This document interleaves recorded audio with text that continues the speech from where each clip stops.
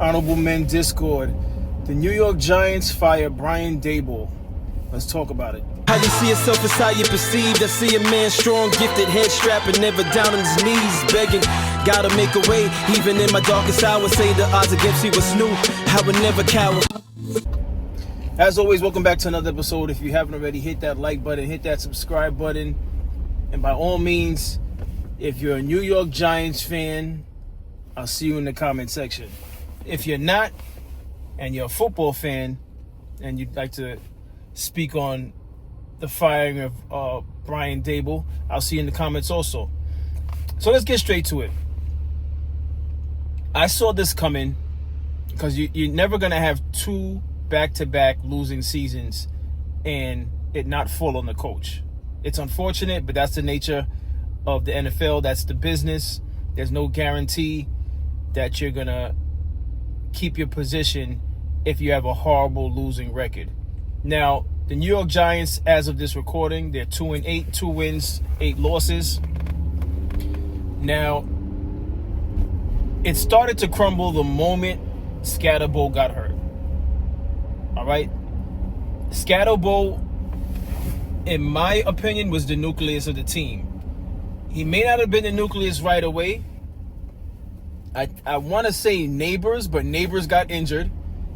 But the Giants were still succeeding to a degree. They were looking like there was a glimpse of hope, even with Neighbors being out. So you had Neighbors, and I know I'm going to miss an injury because I'm pretty sure that there's probably more injuries that I'm about to list. But Neighbors, to my knowledge, was first, and then Daboll. Now, Daboll, for those of you that don't follow football, Daboll is the running back for the New York Giants. Phenomenal talent. He seems like he was about to be a star. And while I was out on vacation in Trinidad and Tobago, my boy hit me up. He said Daboll got hurt. And I immediately put my head down like, you got to be kidding me.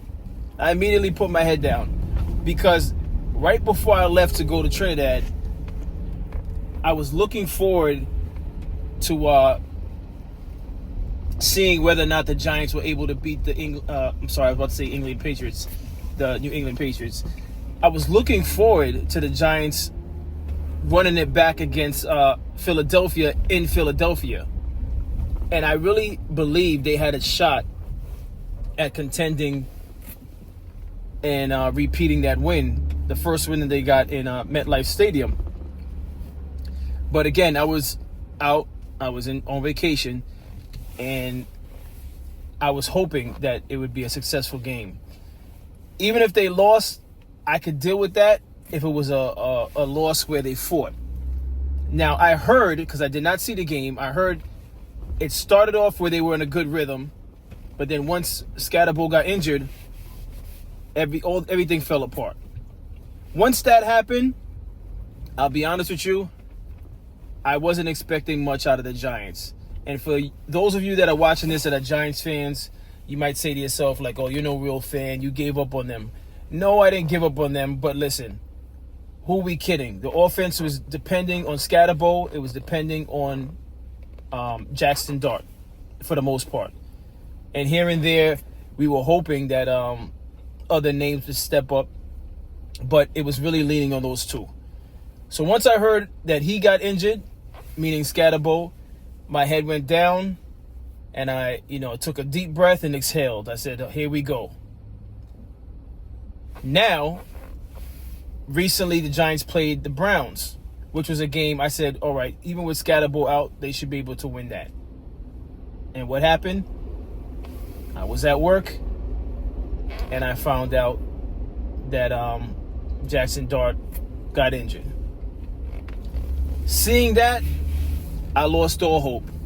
And I don't know if I'm the only one, but at this point in time, I already knew what was going to happen. First of all, I saw a clip where they showed Brian Daboll put his head down when Jackson Dart got hurt.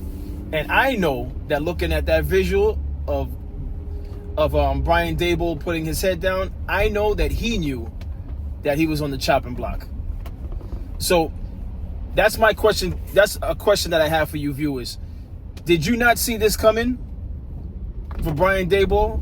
Because if you didn't, I don't know what TV you were watching the games on, but I saw this coming. I think he knew every game in this season was pretty much life or death for his career with the New York Giants, unfortunately. And with Jackson Dart going out, I knew it was a matter of time. Literally, it was the clock was on before the report came out that Brian Daboll was finished. Now, unfortunately for him and the nature of football in the NFL, look, they have a losing season. It is what it is. They had 3 injuries that I mentioned. 3 injuries that I mentioned. You have Neighbors, you had Daboll, and Dart. At this point, now, correct me if I'm wrong, I don't see why they don't let Daboll finish out the season. You fire him now to get somebody. I don't know if it's a thing of you get people cheaper if you get them in the middle of the season. But why not let him continue the rest of this season? What's done is done. You can't blame him for the injuries. But he's the head coach, and someone's going to have to take the loss for the bad record. But I don't see why they didn't let him finish off the season and then let him go. But that's the pros, that's the NFL. Now imagine things like that took place in a job for the everyday man and woman out there. Imagine how much stress that would be if everything you did depended on the employees, if you're a supervisor. And I know there's jobs like that out there, but talk about pressure.